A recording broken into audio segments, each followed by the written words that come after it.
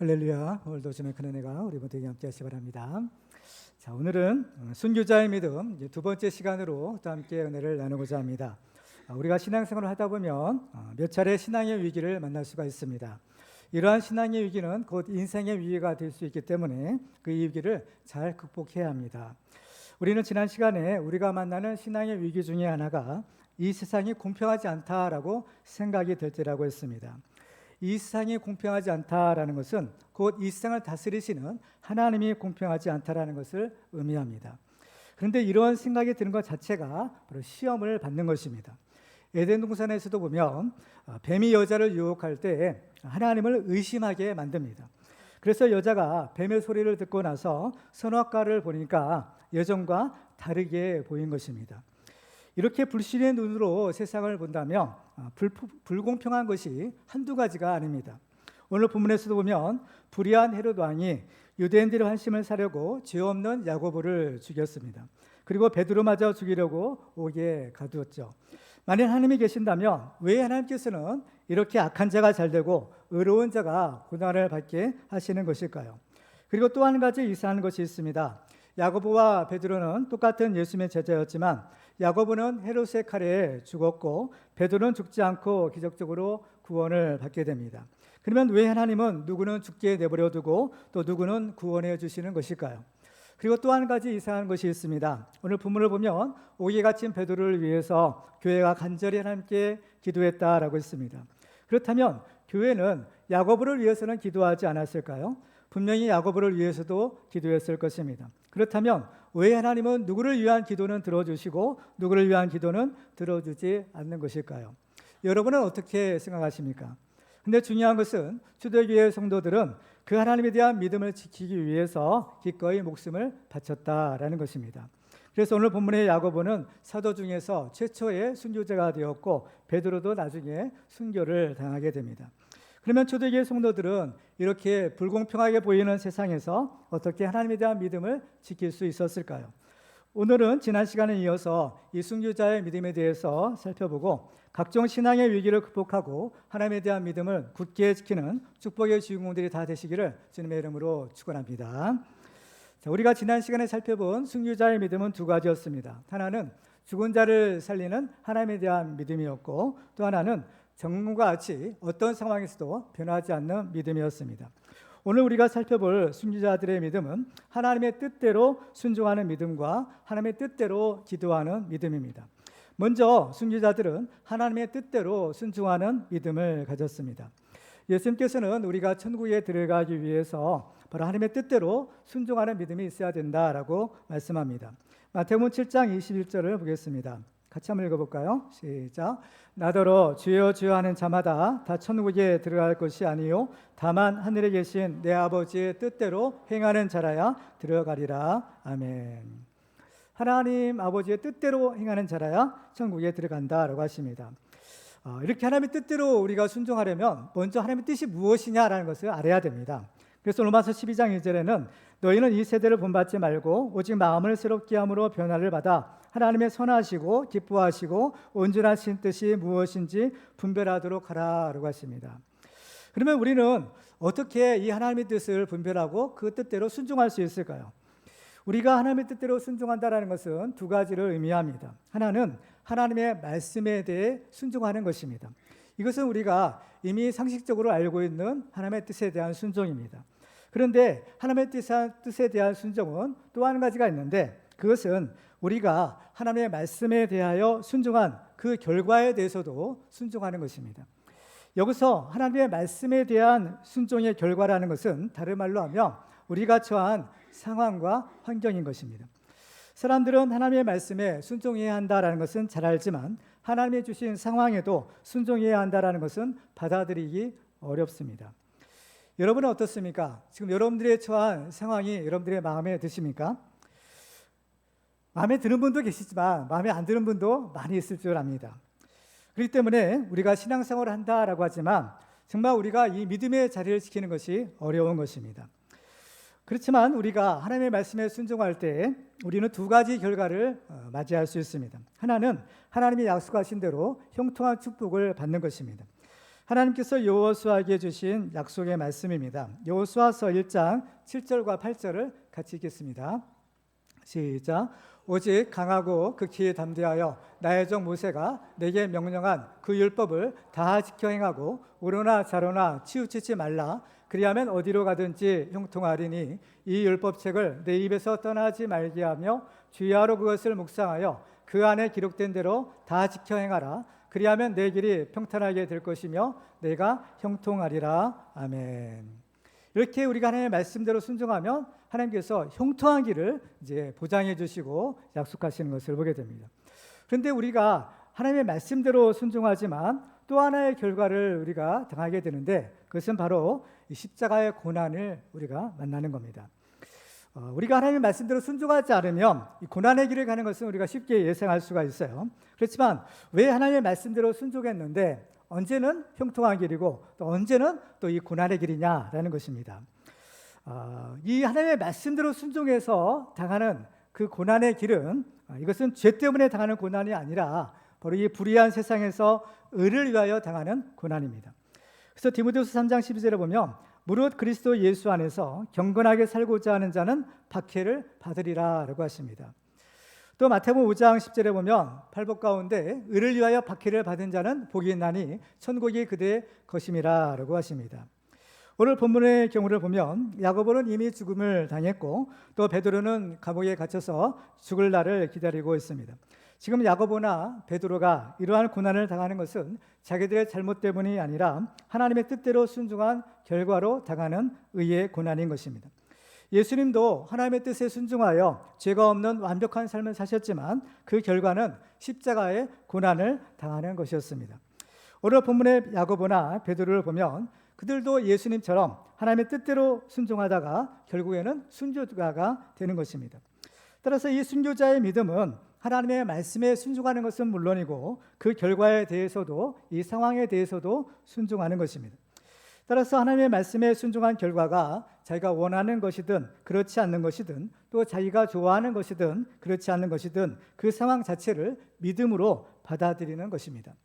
여러분은 어떻습니까? 열심히 신앙생활을 하고 또 어떻게 쓰든지 하나님의 뜻대로 살아보려고 하지만 현실은 나아지는 것이 없고 오히려 상황은 더 나빠지지는 않습니까?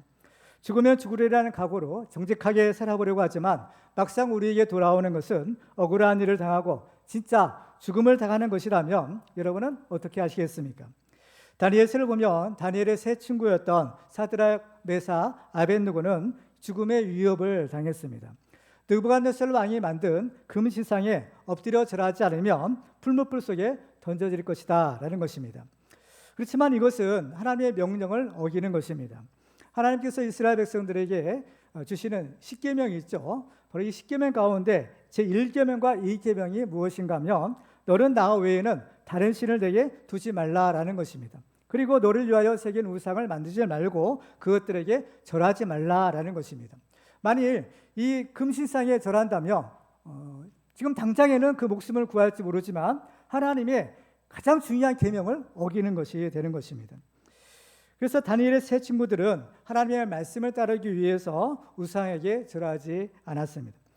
그렇지만 그 하나님의 말씀에 순종한 결과는 바로 이 풀무불 속에 던져지는 것이었습니다. 그런데 정말 다행히도 하나님의 은혜로 이 세 사람은 머리털 하나 상하지 않고 그 불 속에서 살아나오게 됩니다. 그런데 성경을 보면 언제나 이러한 기적이 일어나는 것은 아닌 것입니다. 오히려 더 많은 경우는 그리 아니하실지로도 라는 그러한 말처럼 수많은 사람들이 바로 그 목숨을 잃고 순교자가 되는 것입니다. 정말 하나님께서는 불 속에서도 물 속에서도 우리와 함께 하시고 우리를 지켜주시지만 현실은 어떻습니까? 바로 그 믿음 때문에 하나님의 말씀에 순종하여 들어간 그 불구덩이에서 그대로 목숨을 잃고 순교를 당할 수가 있는 것입니다. 그러면 왜 하나님께서는 어떤 사람은 그 불 속에서도 구원해 주시고 어떤 사람은 그 불 속에서 그냥 죽게 내버려 두시는 것일까요? 우리가 아는 분명한 사실은 하나님은 불가능이 없으신 전능하신 하나님이시고 또 하나님은 우리를 사랑하셔서 우리에게 가장 좋은 것을 주시는 분이라는 것입니다. 따라서 하나님을 믿는 우리의 인생은 철저하게 이 하나님의 주권과 섭리 안에 있음을 알아야 됩니다.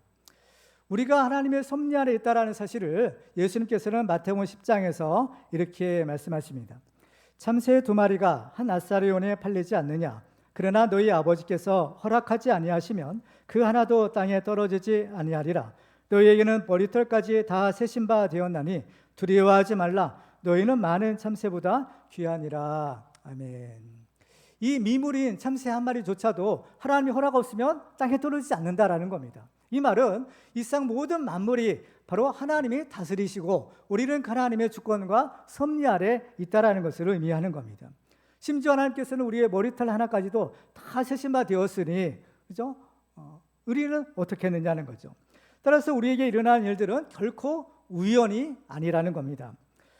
우리는 철저한 이 하나님의 섭리 아래 살고 있는 것입니다.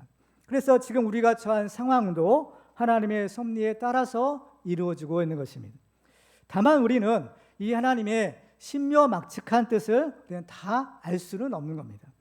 이사야서 55장 9절에 보면 이는 하늘이 땅보다 높음같이 내 길은 너희의 길보다 높으며 내 생각은 너희의 생각보다 높음이니라 라는 것입니다. 따라서 이때 필요한 것이 있는데 그것은 바로 하나님을 온전하게 신뢰하는 믿음입니다. 우리의 선한 목자 되신 예수님께서 우리를 인도하시는 길이야말로 우리를 살리는 길이요 최고의 축복의 길인 것을 믿고 감사와 기쁨으로 그 길을 순종하며 따라가는 것입니다. 그래서 주님께서 인도하시는 길은 때로는 푸른 풀밭으로, 때로는 푸른 초장과 실만을 물거로 가지만 때로는 사망의 음침한 골짜기로 지날 때도 있는 것입니다. 그 사망의 음침한 골짜기를 지날 때에도 그 주님을 신뢰하며 그 주님을 따라가는 것이 중요한 것입니다. 만일 우리가 하나님을 온전히 신뢰하지 못한다면 우리가 처한 상황이 어려워질 때에 자칫 이 믿음의 길에서 일탈할 수가 있습니다. 예를 들면 출애굽한 이스라엘 백성들은 이제 적박거리는 가나안 땅을 이제 기대했습니다. 그렇지만은 그들이 막상 가는 길은 광야길을 걷는 것입니다. 그러면 이스라엘 백성들은 그 광야길을 감사와 기쁨으로 걸어갔느냐? 그렇지 아니었습니다. 오히려 그들은 불평과 원망 그리고 심지어는 이 반역의 길을 가다가 결국에는 광야에서 멸망하고 만 것입니다. 광야는 말 그대로 사람이 살 수 없는 척박한 땅입니다. 그래서 아무도 이 광야길을 스스로 가고 싶은 사람은 없는 것입니다. 그렇지만 그런데도 우리가 이 광야길을 가야만 되는 이유가 있다면 그 길을 가야 되는 겁니다. 하나님께서 그래서 우리를 때로는 이 거친 광야길로 인도하시는 것입니다. 신명기 8장 2절 이하에 보면 왜 하나님께서 이스라엘 백성들을 광야길로 인도하시는가라는 것을 이렇게 기록합니다. 네 하나님 여호와께서 이 40년 동안에 내게 광야길을 걷게 하신 것을 기억하라. 이는 너를 낮추시며 너를 시험하사 내 마음이 어떠한지 그 명령을 지키는지 지키지 않는지 알려 하심이라.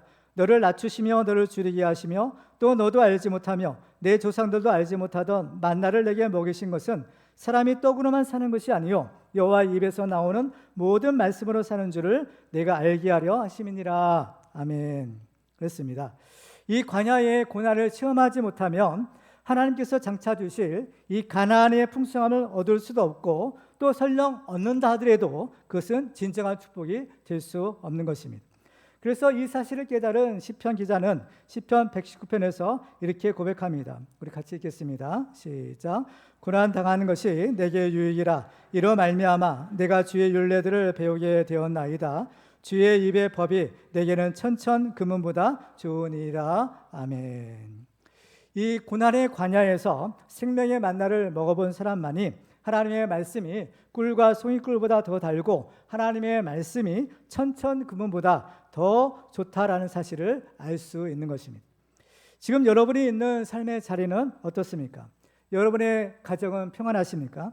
하나님의 뜻에 순종하는 믿음이 있느냐 없느냐에 따라서 여러분의 가정은 하나님의 축복을 누리는 천국이 될 수도 있고 아니면 당장 뛰어나가고 싶은 지옥이 될 수도 있는 것입니다. 여러분의 직장은 또 어떻습니까?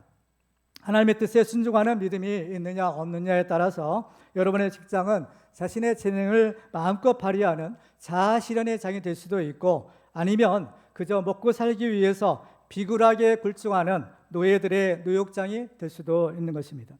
이 모든 것이 하나님의 뜻을 어떤 마음과 자세로 받아들이느냐 이 차이에 달려 있는데 바로 이것이 믿음이 있고 없고의 차이인 것입니다. 사울은 다소에서 무려 13년 동안이나 하나님이 주시는 그 삶의 자리를 한결같이 지켰습니다. 또 오늘 본문의 야고보나 이 베드로의 경우를 보면 그들은 그들이 지금 갇혀있는 그 감옥에서 벗어나려고 안달하거나 발버둥을 치지 않았습니다. 왜냐하면 바로 그곳이 주님이 주신 자리요, 바로 그곳에 주님이 함께 계셨기 때문입니다. 따라서 그들은 그 감옥에서도 평안을 누릴 수가 있었습니다. 평안하게 잠을 자다가 한 사람은 죽고 또 한 사람은 노임을 받았습니다. 이처럼 하나님의 뜻에 순종하는 사람에게 있어서는 누가 죽고 누가 풀려다는 것은 그다지 중요한 일이 아닙니다. 왜냐하면 살든지 죽든지 하나님의 뜻에 순종하는 사람은 하나님이 그 사람을 반드시 책임져 주시기 때문입니다. 요한복음의 마지막 장을 보면 예수님이 베드로의 사명을 회복시켜 주시고 이 베드로의 마지막이 순교의 죽음이 될 것을 예고해 주십니다. 그런데 이렇게 중요한 자리에서 베드로는 예수님께 한 가지 엉뚱한 질문을 하는 것을 보게 됩니다. 요한복음 21장 20절과 21절을 보시면 그 장면을 이렇게 기록합니다. 베드로가 돌이켜 예수께서 사랑하시는 그 제자가 따르는 것을 보니 그는 만찬석에서 예수의 품에 의지하여 주님을 파는 자가 누구오니까 묻던 자더라. 이에 베드로가 그를 보고 예수께 여짜오되 주님, 이 사람은 어떻게 되겠사옵나이까? 우리는 이 베드로를 볼 때에 참으로 인간적인 사람이다라는 생각이 듭니다. 인간적이라는 말은 너무나 우리와 닮았다라는 것입니다. 우리의 문제는 무엇입니까? 끊임없이 서로를 비교한다라는 것입니다. 세상에서는 물론이고 심지어 교회에서 하나님 일을 할 때에도 서로 비교를 합니다. 근데 서로 비교할 때 문제가 생기는 것입니다. 아무리 선의의 경쟁이라 하더라도 비교할 때는 서로 자기도 모르는 사이에 시기와 질투의 쓴뿌리가 생길 수가 있는 것입니다. 베드로도 자기가 이 순교의 죽음을 당한다면 그렇다면 저 요한은 과연 어떻게 될 것인가 궁금해졌던 것입니다. 지난 시간에 살펴본 것처럼 베드로와 야고보와 요한 이 세 사람은 예수님께서 특별히 아끼셨던 제자들이었고 어디를 가든지 주님과 동행했던 제자들이었습니다. 그렇기 때문에 예수님께서는 그 베드로의 질문에 이렇게 대답하십니다. 요한복음 21장 22절을 보면 이렇게 말씀하죠. 같이 한번 읽어볼까요? 시작. 예수께서 이르시되 내가 올 때까지 그를 머물게 하고자 할지라도 내게 무슨 상관이냐? 너는 나를 따르라 하시더라. 아멘. 베드로는 베드로대로 그가 받은 사명이 있고 또 그가 가야 할 길이 있습니다. 또 요한은 요한대로 그가 받은 사명이 있고 또 그가 가야 할 길이 있는 것입니다. 따라서 오늘 본문에서도 야고보는 야고보대로 그 사명을 따라 죽었고 베드로는 베드로대로 그 사명을 따라서 살았지만 그도 언젠가는 죽게 될 것입니다. 사명자에게 있어서 누가 조금 더 오래 살고 누가 조금 더 일찍 죽는 것은 그다지 중요한 일이 아닙니다. 각자가 주님이 주신 사명이 있고 또 그 사명을 따라서 살기도 하고 죽기도 하는 것입니다. 중요한 것은 우리가 어떤 상황에 처해 있든지 그 예수님을 따라가는 이 사명자의 삶을 사는 것입니다. 비록 그 상황이 순조로운 것이든지 아니면 어려운 상황이든지 그 어떤 상황에서든지 우리가 살든지 죽든지 오직 주님을 따라가는 것입니다. 그래서 로마서 14장 7절과 8절에 보면 사도 바울이 이런 얘기를 합니다. 우리 중에 누구든지 자기를 위하여 사는 자가 없고 자기를 위하여 죽는 자도 없도다. 우리가 살아도 주를 위하여 살고 죽어도 주를 위하여 죽나니 그놈으로 사나 죽으나 우리가 주의 것이로다. 아멘. 여러분은 주님의 것입니까? 살든지 죽든지 주님을 위해서 살고 계십니까? 이런 각오로 살았던 사도 바울은 그가 이제 말년에 로마 감옥에서 빌립보 교회에 이런 편지를 하는 것을 보게 됩니다. 빌립보서 1장 20절과 21절 같이 읽습니다. 시작. 나의 간절한 기대와 소망을 따라 아무 일에든지 부끄러워하지 아니하고 지금도 전과 같이 온전히 담대하여 살든지 죽든지 내 몸에서 그리스도가 존귀하게 되게 하려 하나니 이는 내게 사는 것이 그리스도니 죽는 것도 유익함이라. 아멘. 이처럼 순교자들은 하나님의 뜻대로 순종하고 또 그 순종의 결과인 상황마저도 순종함으로써 살든지 죽든지 오직 하나님께 영광을 돌렸습니다. 우리도 살든지 죽든지 오직 하나님의 뜻대로 순종하는 이 순교자의 믿음을 가지고 모든 시험을 이기고 승리하시기를 주님의 이름으로 축원합니다. 마지막으로 순교자들은 또 하나님의 뜻대로 기도하는 믿음을 가졌습니다. 오늘 본문을 보면 이제 베드로가 감옥에 갇혔을 때 교회가 한 일을 이렇게 기록하고 있습니다. 오늘 5절을 보시겠습니다. 이에 베드로는 옥에 갇혔고 교회는 그를 위하여 간절히 하나님께 기도하더라. 이 베드로를 위해서 교회가 간절하게 기도했다라는 겁니다. 그리고 베드로가 기적적으로 감옥에서 나왔을 때도 여전히 여러 사람들이 모여서 기도하고 있었습니다. 오늘 보면 12절을 보시면 깨닫고 마가라는 요한의 어머니 마리아의 집에 가니 여러 사람이 거기에 모여 기도하고 있더라.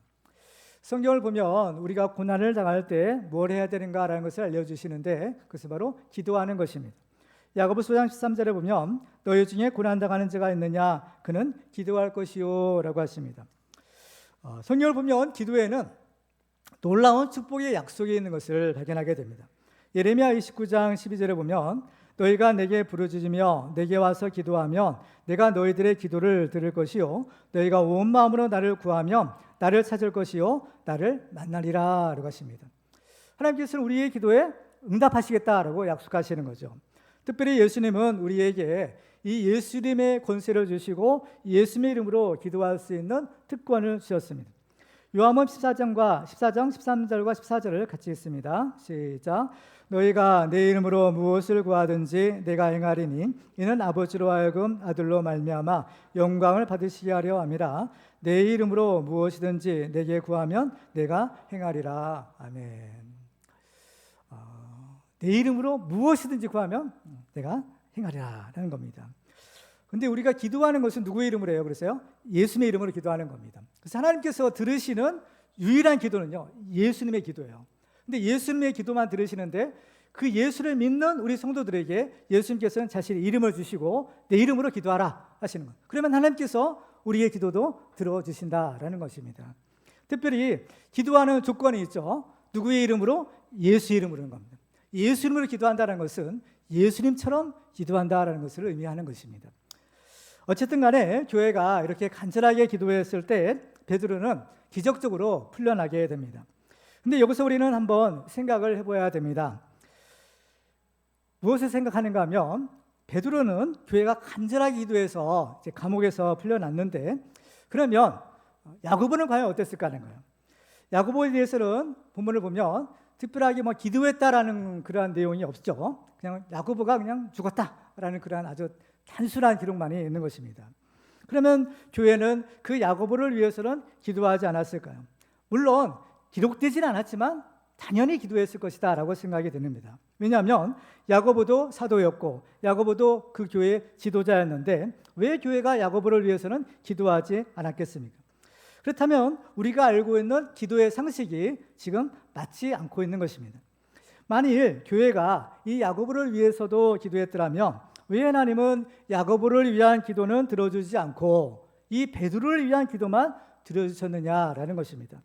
하나님의 베드로만 사랑하시고 야고보는 덜 사랑하셨느냐?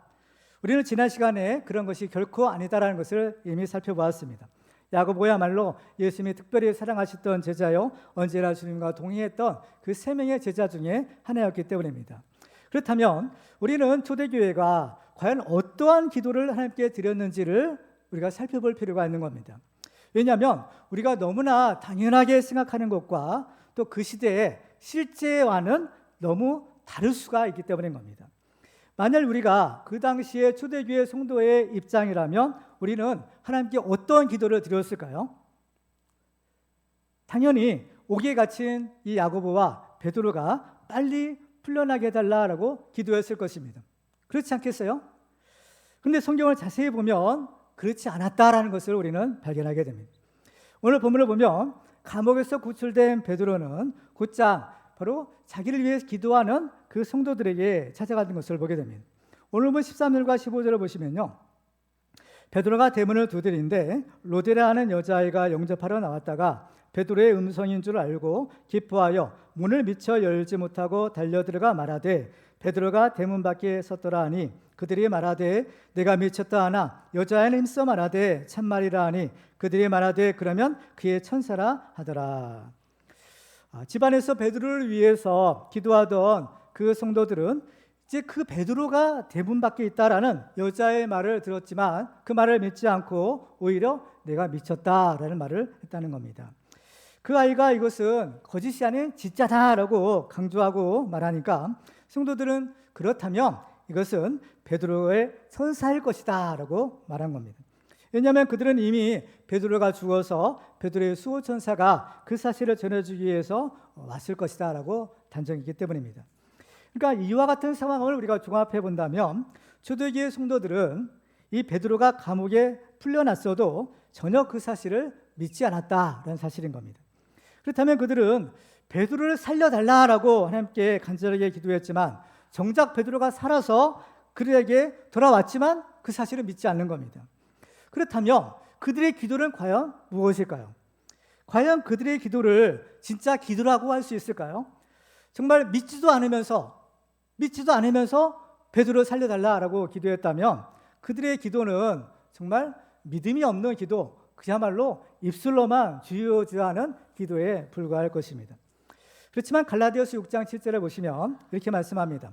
스스로 속이지 말라. 하나님은 업신여김을 받지 아니하시나니 사람이 무엇으로 심든지 그대로 거두리라 라고 하십니다. 이 말씀을 예전 개역 성경에 보면 하나님은 업신여김을 받지 아니한다라는 그 부분을 하나님은 만홀히 여김을 받지 아니하신다라고 번역을 했습니다. 이 말의 뜻은 무엇인가 하면 한마디로 하나님은 속지 않으신다라는 것입니다.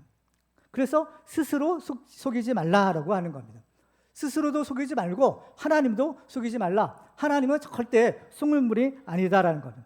이 말은 무슨 뜻이에요? 하나님께서는 믿음 없이 드리는 그런 거짓 기도에 절대로 속지 아니하시고 그런 기도에는 응답도 하지 않는다라는 것을 의미하는 겁니다. 그리고 보면 이 베드로가 이 구출되는 이 장면에서 교회가 그를 위해서 기도했다라는 장면이 두 군데에 걸쳐서 기록되고 있는 겁니다. 그러면 이 귀한 진리의 말씀인 성경에 그 초대교회가 그 베드로를 위해서 간절하게 기도했다라는 그 내용을 과연 기록할 수 있겠느냐라는 겁니다.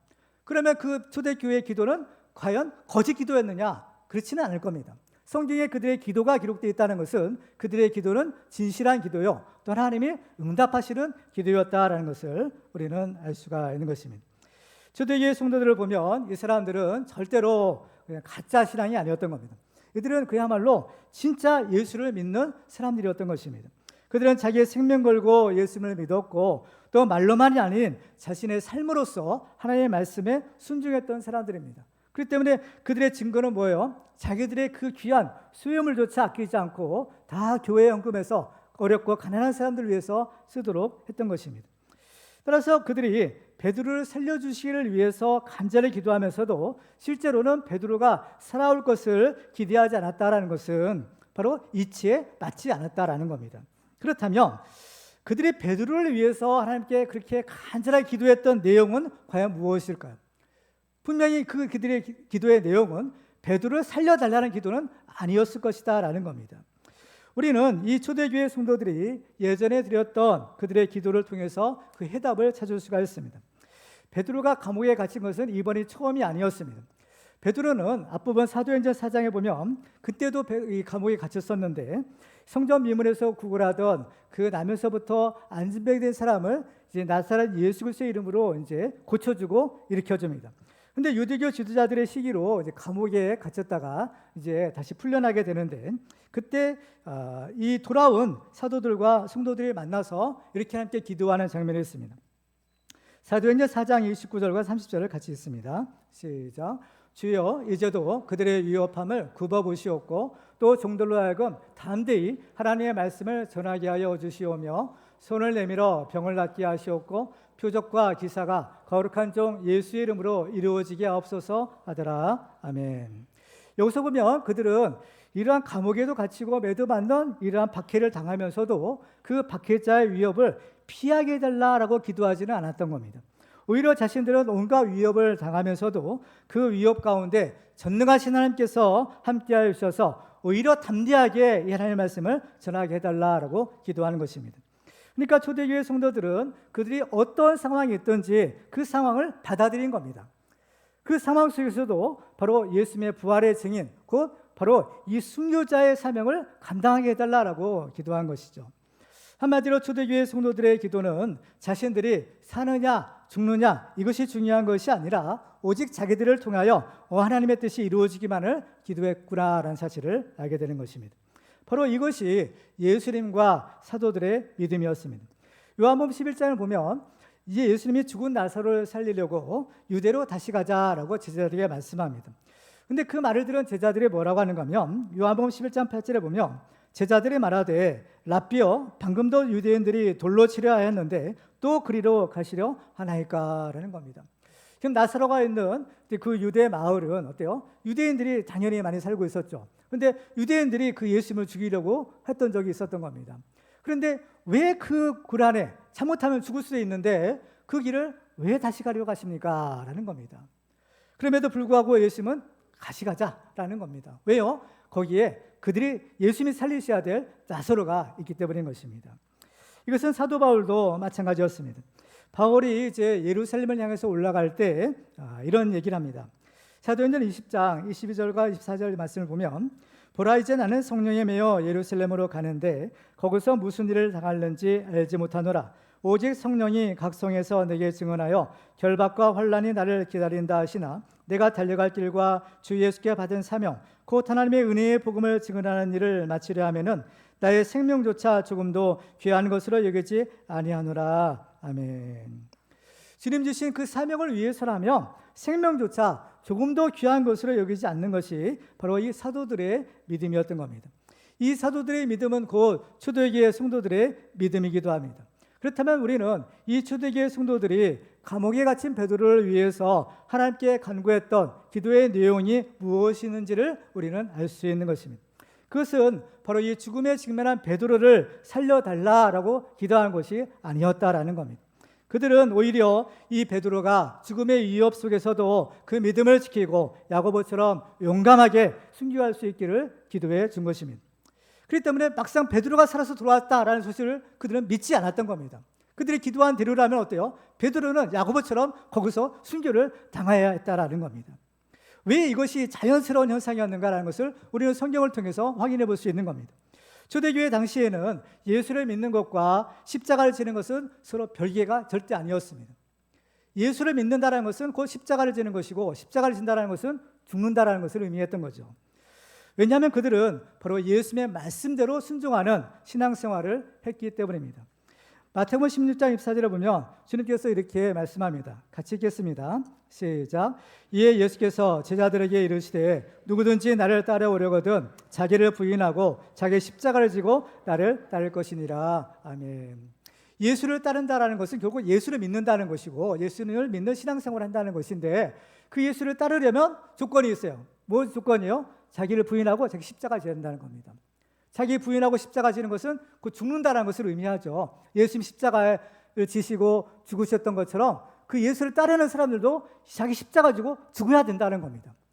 이것이 초대교회의 신앙이었던 거예요. 초대교회는 예수 믿는 것은 곧 자기 목숨을 걸어야만 했던 겁니다. 십자가를 지어야만 예수를 믿을 수 있었던 거죠. 그럼 왜 굳이 십자가를 지어야만 되느냐? 왜 죽어야만 되느냐? 그 이유가 있는 겁니다. 그래서 예수님은 바로 이어지는 말씀에서 이렇게 말씀합니다. 마태복음 16장 25절을 같이 읽겠습니다. 시작. 누구든지 제 목숨을 구원하고자 하면 잃을 것이요 누구든지 나를 위하여 제 목숨을 잃으면 찾으리라. 결국에는 생명을 얻기 위하여 지금의 목숨을 버려야 된다라는 겁니다. 이것이 죽어야 사는 바로 구원의 원리인 거죠. 그렇기 때문에 초대교회 성도들의 기도는 지금 우리의 기도와는 차원이 다른 것입니다. 우리는 무조건 살려달라고만 기도하는데 그 사람들의 기도는 우리와는 다른 겁니다. 이것은 베드로도 마찬가지였습니다. 천사가 감옥에서 그 베드로를 구원해 주었을 때 베드로는 그것을 환상을 보는 것 같다라고 생각했다는 겁니다. 그래서 베드로가 감옥에서 완전히 나왔을 때야 자기가 꿈꾸는 것이 아니라 하나님께서 바로 이 천사를 보내셔서 자기를 구원해 주셨다는 것을 비로소 알았다는 겁니다. 우리는 이것을 보아서 죽을 날만 기다리고 있었던 베드로도 하나님께 기도할 때 자기를 살려달라, 자기를 이 감옥에서 구해달라라고 기도하지 않았구나라는 것을 우리는 알 수 있는 겁니다. 만약 베드로가 하나님께 나를 구해주세요, 나를 이 감옥에서 꺼내주세요라고 기도했더라면 천사가 와서 자기를 구해줄 때 그것을 어때요? 환상으로, 꿈으로 생각하지는 않았을 겁니다. 드디어 올 것이 왔구나. 드디어 하나님께서 천사를 보내셔서 내 기도에 응답하셔서 나를 구원하고 계시는구나 하는 것을 알았겠죠. 그렇지만 베드로는 전혀 기대하지 않은 일이 지금 벌어지는 겁니다. 그래서 바로 천사가 와서 자기를 꺼집어내는 것이죠. 그렇죠? 우리는 이것을 보아서 베드로는 그 감옥에 있으면서 무엇을 기대했을까? 바로 베드로도 죽는 것을 기대하는 겁니다. 왜냐하면 야고보도 그 똑같은 감옥에 있으면서 먼저 순교를 당했거든요. 그 때문에 베드로도 그 감옥에 있으면서도 이제 명절이 끝나면 나도 죽게 되겠구나. 바로 이 죽을 날만을 사실은 베드로가 바로 예상하고 있었던 겁니다. 그렇기 때문에 이 베드로는 죽음을 당하기 전날 밤에도 불구하고 평안하게 잠을 자고 있었다라고 오늘 본문은 기록하는 겁니다. 그렇죠? 어떻게 그 다음날 날이 새면 제가 죽어야 되는데 형장에 이슬로 사라져야 되는데 어떻게 그렇게 편안하게 잠을 잘 수 있을까? 이것은 보통 믿음이 아니면 불가능한 것입니다. 이것은 자기가 죽음을 당해도 자기가 믿는 그 예수님께서 자기를 다시 살려주실 것을 믿었기 때문인 겁니다. 우리는 기도할 때에도 내 뜻대로 이루어지기를 위하여 기도하는 것이 아닌 하나님의 뜻이 이루어지고 또 하나님의 뜻대로 순종할 수 있도록 기도해야 됩니다. 이것이 기도의 모범을 보여주신 예수님의 기도였습니다. 누가복음 22장 42절을 보면 주님께서 십자가를 앞에 두시고 이렇게 기도하십니다. 이르시되 아버지여 만일 아버지의 뜻이거든 이 잔을 내게서 옮기시옵소서. 그러나 내 원대로 마시옵고 아버지의 원대로 되기를 원하나이다. 그렇습니다. 하나님의 뜻대로 순종하는 믿음, 바로 이것이 예수님의 믿음이요, 또 예수님의 기도요, 또 사도들의 믿음이요, 또 사도들의 기도요, 순교자들의 믿음과 기도였다라는 사실을 알게 됩니다. 성경을 보면 기도하는 족족 하나님께 응답받은 사람이 있어요. 그 사람이 누군가요? 바로 엘리야를 들 수 있겠죠. 엘리야 우리가 성정이 같은 사람이었지만 엘리야가 기도하니까 하늘이 닫히기도 하고 또 열리기도 하는 그러한 기적이 일어납니다. 또 조지 뮬러라는 사람은 무려 5만 번 이상이나 기도 응답을 받았다고 하죠. 이러한 위대한 기도 응답의 비결은 과연 무엇일까요? 그것은 바로 내 뜻대로가 아닌 하나님의 뜻대로 드리는 기도입니다. 요한일서 5장 14절과 15절을 같이 읽겠습니다. 시작. 그를 향하여 우리가 가진 바 담대함이 이것이니 그의 뜻대로 무엇을 구하면 들으심이라. 우리가 무엇이든지 구하는 바를 들으시는 줄을 안즉 우리가 그에게 구한 그것을 얻은 줄을 또한 아느니라. 아멘. 사도들의 기도는 오직 하나님의 뜻대로 이루어지기를 바라는 기도였습니다. 사람은 다 저마다의 신앙생활을 하고 믿음을 가지고 있는데 그 믿음의 척도가 있습니다. 어떤 척도냐면 그 사람의 믿음이 좋고 나쁘고 이거 보는 게 아니라 그 사람의 믿음이 어떤 믿음인가라는 것을 보려면 그 사람이 무슨 기도를 하는가라는 것을 보면 알 수 있다라고 합니다. 그래서 이 순교자들은 어떤 기도를 했느냐? 바로 죽든지 살든지 오직 하나님의 뜻대로 이루어지길 바라는 그런 기도를 했고 바로 이것이 그들의 믿음이었던 것입니다. 따라서 하나님의 뜻이라면 살기도 하고 또 하나님의 뜻이라면 기꺼이 죽기도 하는 것이 사도들의 믿음이자 순교자들의 믿음이었던 것입니다. 우리는 사는 것도 하나님의 뜻대로 살아야 되지만 죽는 것조차 하나님의 뜻대로 죽어야 합니다. 이것이 자기 자신은 물론이고 자기 주변에 있는 사람들을 위해서도 가장 좋은 것입니다. 무조건 살려만 달라고 기도하는 것이 좋은 기도는 아닐 수 있는 것입니다. 그래서 하나님의 뜻대로 순종할 때 살아서도 하나님께 영광이지만 죽음을 통해서도 하나님께 영광을 돌릴 수 있는 것입니다. 이렇게 초대교회 성도들은 바로 무조건 살려달라는 기도가 아닌 하나님의 뜻이라면 살든지 죽든지 오직 하나님의 뜻대로 되게 해달라라고 바로 기도를 드렸던 것을 보게 됩니다. 우리가 일상에서 살고 있는데 우리가 얼마를 살든지 하나님께서 우리를 부르실 때가 사실은 가장 좋을 때인 겁니다. 바로 그때가 우리가 죽어야 될 가장 좋을 때가 하나님께서 우리를 부르실 때인 겁니다. 그렇죠? 그 부르심에 우리가 순종할 필요가 있는 거예요. 조금 더 살겠다고 아둥바둥 바둥칠 그런 필요가 없는 겁니다. 히스기야 같은 경우는 하나님께서 너 이제 됐다 데려가시려고 할 때 안 됩니다. 조금만 더 살게 해주세요. 이렇게 기도했다가 15년을 더 연장받았지만 그 15년의 세월이 결코 자기에게나 또 나라에게나 또 좋은 결과는 아니었던 것을 볼 수가 있는 것입니다. 혹시 가족 중에서 일찍 세상을 떠난 분이 계신가요? 비록 우리가 볼 때에는 아쉽고 안타깝지만 예수 그리스도 안에서는 그것이 본인에게는 최선인 것을 믿으시기 바랍니다. 우리도 이 사도들처럼 이 순교자의 믿음을 가지고 살든지 죽든지 오직 하나님의 뜻대로 이루어지기를 기도하고 그 뜻대로 순종함으로써 위대한 믿음의 승리를 거두고 하나님께 영광을 돌리시기를 주님의 이름으로 축원합니다. 이제 말씀을 맺겠습니다. 오늘 우리는 야고보와 베드로와 같은 순교자들의 믿음을 살펴보았습니다. 순교자들은 죽은 자를 살리시는 하나님에 대한 부활 신앙을 가졌고 정금처럼 그 어떤 상황에서도 변하지 않는 믿음을 가졌습니다. 그리고 그들은 하나님의 뜻대로 순종하는 믿음과 또 하나님의 뜻대로 기도하는 믿음을 가졌던 것을 보게 됩니다. 우리도 이러한 순교자의 믿음을 가지고 불공평하게 보이는 세상에서 각종 신앙의 위기를 극복하고 하나님에 대한 믿음을 굳게 지키는 축복의 주인공들이 다 되시기를 주님의 이름으로 축원합니다. 기도하겠습니다. 오늘 주신 말씀 우리가 기억하면서 잠깐 결단하며 함께 통성으로 기도하겠습니다.